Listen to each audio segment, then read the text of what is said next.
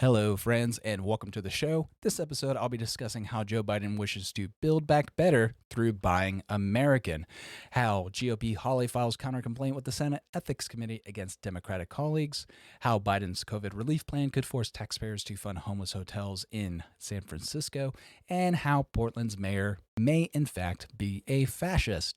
But before we get started, why don't you go ahead and smash that like button, subscribe to the channel if you haven't already, and if you like what you hear, if you're liking what you're seeing, please contribute to the show at notcensoredyet.com/donate. It'll allow us to grow and produce more consistent quality content free from outside influence.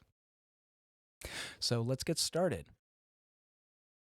Today, we are getting to work to rebuild the backbone of America, manufacturing unions, the middle class. It is based on the simple premise that we'll reward work and not wealth in this country, Biden said in remarks at the White House.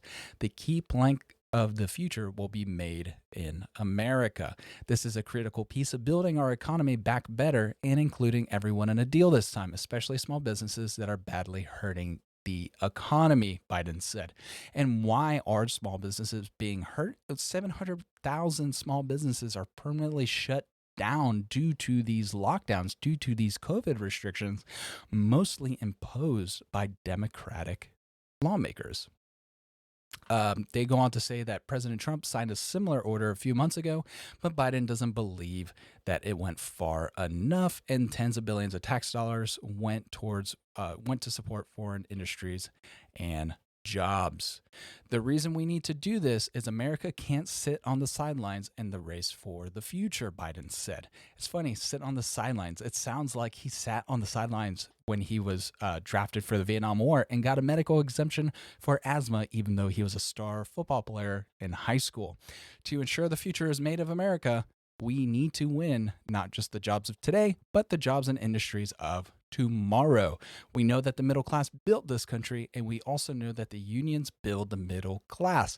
So let's invest in them once again. I guess we'll invest in the middle class. We'll invest in the unions by pulling their permits and causing them to lose thousands of jobs. I understand green is the future, but as of now, fossil fuel industry is a mature industry. The green energy is still in its infancy, and you can't just shut down one industry and expect all those jobs to transfer over with nobody taking pay cut, nobody losing jobs. And that just being a clean process.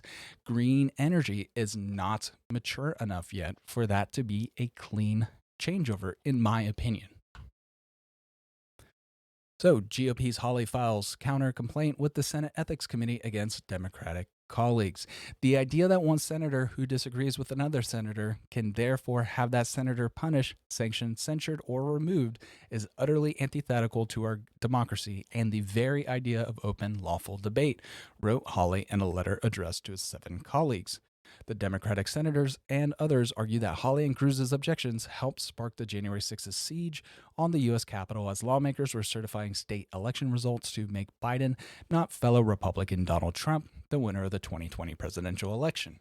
So I've heard arguments on both sides. So what they said may have incited the riot, but also there's an argument to be made that they did not wish to overturn the election. They merely just wanted to have the evidence of the unconstitutionality of certain things be addressed on the public forum and have that televised to the nation so people can have a national conversation as to what is and what is not appropriate going forward with our elections. Just like in 2016, when certain things happened, we had investigations and we changed the way we kind of operated or allowed these tech companies to accept outside advertisements from other countries, or they had to report it, blah, blah, blah.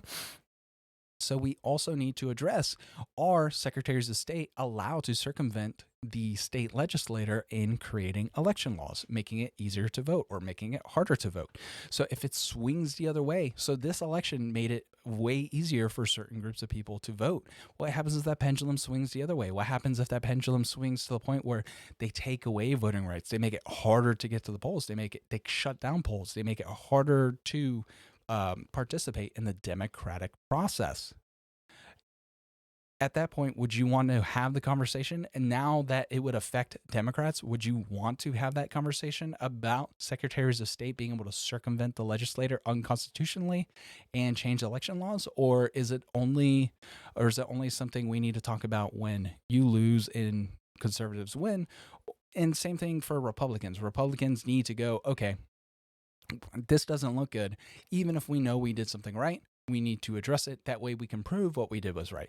Same thing with the Democrats. But if this whole shut up, sit down, you are white supremacist, if you say anything about it, that's a no-go, because you're just shutting down the conversation. You're shutting down the debate. If you're unable to articulate your points, if you're unable to communicate without having to call your coworkers a white supremacist on the daily, then perhaps you should find another line of work. Let's jump over to the Daily Wire. Biden COVID relief plan could force taxpayers to fund homeless hotels in San Francisco. One of President Joe Biden's executive orders aimed at providing relief to victims of the novel coronavirus could put American taxpayers on the hook for multi-million-dollar housing programs in places like San Francisco, California, programs these cities no longer want to fund themselves. Fox News reports that under the new order, certain kinds of emergency housing for the homeless are eligible to be fully reimbursed through September, and that may include the homeless hotel programs, which are costing San Francisco between $15 million and $18 million per month, which is nearly $200 million a year. That's bananas. President Biden signed an executive order Thursday that says certain kinds of emergency housing for the homeless, such as the hotels that San Francisco has leased during the pandemic, will be 100% reimbursed by federal government until September, the San Francisco Chronicle said Sunday. That's a change from the Trump administration, which said it would pay for only 75% of the cost, leaving the city on the hook for potentially millions of dollars every month. The monthly program costs range from $15 to $18 million. And I agree with Trump. So why should the federal government 100% subsidize a poorly ran city program? I understand COVID has made the homeless problem worse, and they need to go someplace like in the hotel, and the city thought it was a good idea, and Trump incentivized it Trump incentivized them to create a better program, or to better find funding or find a more affordable solution by only funding 75%. Once you fund it completely, if you 100% fund it, they have no incentive to cut costs. They have no incentives to find something better. It's kind of like in the government. So in the military, if you don't spend all your unit budget, they'll cut back your budget to say 90% the next year. So if you use 100% of your budget, they'll give you a few percent more that next year. So it's kind of the same thing. So by Trump saying, well, we'll only pay for 75%, he's kind of forcing them to do more with less, as opposed to, well, we're going to pay for everything, so why not them open the doors more or spend more money, knowing that the Biden administration is going to pay for everything. Biden's new order could offer a great deal of reassurance for San Francisco, which is currently sheltering more than 2,200 homeless people in about 25 hotels. San Francisco officials are not sure where the money to pay for the hotels will come from, but tell the Chronicle that they're waiting for further guidance. City Controller Ben Rosenfield said that he and his team are still parsing the details of the order, and that he's waiting for more detailed guidance from FEMA before making declarations about how the program will be effective.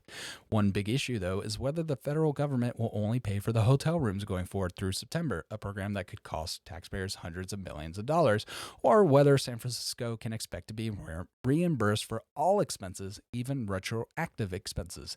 That means taxpayers could be on the hook for the entire hotel program.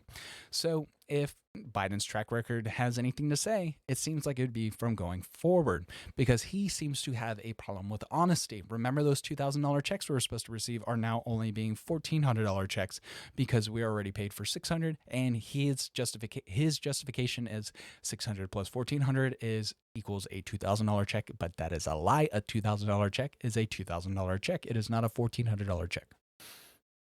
In addition to the incredible expense, taxpayers could be funding a program rife with problems. Residents of San Francisco's homeless hotels reportedly suffer from drug addiction and severe mental illness. Of course, we know this. One of the leading causes of homelessness is mental health and drug addiction, and many have criminal backgrounds, according to the New York Post. And the thing with criminal backgrounds is a lot of times just the act of being. So this is something I disagree with, and a lot of this is due to Joe Biden's doing, but the the the the unfortunate act of being homeless is considered a crime in so many localities, and you can be jailed for sleeping on the street. You can be jailed for panhandling for money. You can be, you have it harder to find a job. So once you find yourself in a position where you are homeless, it's extremely difficult to pull yourself out of that. Um, so usually, if you allow yourself, or you unfortunately find yourself homeless, it's extremely difficult to pull yourself out, because when I had my first job working in a fast food restaurant, there was a homeless person trying to get a job, and basically the company said, unfortunately, we can't hire you because you don't have a mailing address. And the guy wanted to work. He's like, hey, look, you guys pay well, because in Texas, certain fast food restaurants, they pay at the time, 10, 12 bucks an hour. They worked you like a dog, but you were still making 10, 12 bucks an hour as a 16-year-old. And it was fine because you were doing it because you wanted to do it, or some people had to do it. But the individual couldn't get the job because he didn't have a mailing address, which is bananas. In addition to the incredible expenses, oh, I already read that. It's difficult to know for certain how bad conditions within the housing is, because the city has invoked emergency disaster law to keep the information private. Officials refuse to notify the public about what is happening in their community, and are blocking the press by withholding the list of hotels and preventing reporters from entering the properties. San Francisco has tried to move some of the homeless individuals out of the hotels at the end of 2020, but the plan failed when activists demanded that the city continue to provide free room and board for the homeless indefinitely. Indefinitely. That's, where's the money supposed to come from? How long is the federal government supposed to subsidize this indefinite just handout to the homeless? New York City also has its own homeless hotels program. That program has left some NYC residents concerned for their own safety and demanding city officials find somewhere else to house individuals at risk of contracting coronavirus. Because sometimes they would just put them in an empty apartment inside a building, and the people who had already lived in the building saying, what's going on here? Why are they here? They shouldn't be here. Portland mayor pepper sprays man after a confrontation at a restaurant. Portland Mayor Ted Wheeler reportedly pepper sprayed a man who accosted him over the city's COVID-19 guidelines outside of a restaurant on Sunday.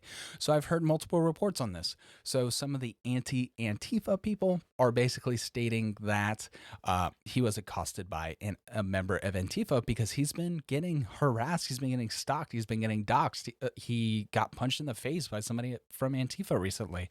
So I don't know who to believe, because honestly, he hasn't been truthful, and journalists in general haven't been truthful. So it's really hard to say, but either can be true, to be honest. Or I would believe both. Whatever one ended up actually being true.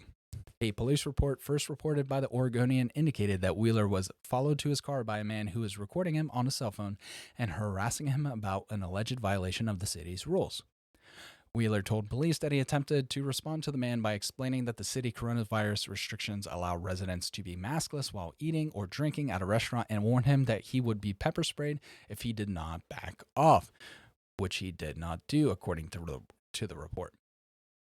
Wheeler's office did not immediately return a request for comment.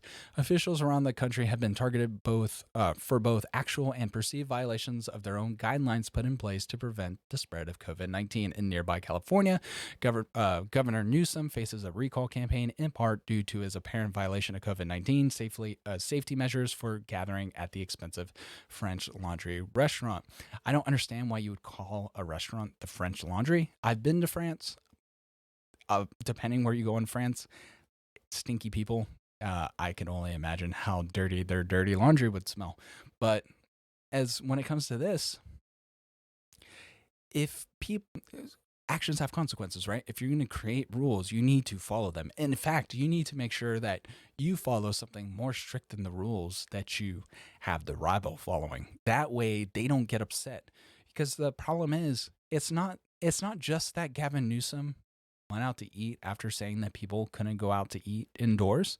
It's he went to a restaurant where the reported bar tab for 12 people was like $20,000, right? So you have a bunch of people in his state losing everything due to the lockdowns, and he still has the nerve to go out to eat, breaking his own lockdown orders. Not only that, he tries to pretend like it's outside until the photos come out, and then he says, well, sorry, I shouldn't have done it.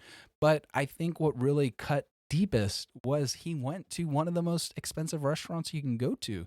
You went to a place where each individual person's bar tab was more than $1,000. How are you supposed to represent the people when you just spent more money in one meal than these people received from the government over the course of nearly a year? So don't play that holier than thou game. And then something I would like to find out is if Ted Wheeler was the aggressor. If the gentleman was just following him, talking to him, following him with the cell phone, and Ted Wheeler busted out the pepper spray and assaulted him, I would like to see the gentleman press charges against the mayor for assault, because as Ted Wheeler is a public person, if the person's acting as a paparazzo of sorts, why shouldn't he be able to confront him, ask him questions? And if Ted Wheeler feels the urge to assault people, again, maybe he's not fit to be the mayor. And I would be super curious, if this person is a member of Antifa, would that make Ted Wheeler a fascist by attacking an anti-fascist? Because if you're against anti-fascism, you must be a fascism. Or so I believe Don Lemon so eloquently put it on CNN during the mostly fiery but peaceful protests last year on CNN. So that's it for now. I'm going to do more research. I'm going to drop another episode at a little before 4 o'clock. Until then, see y'all later, friends. Bye.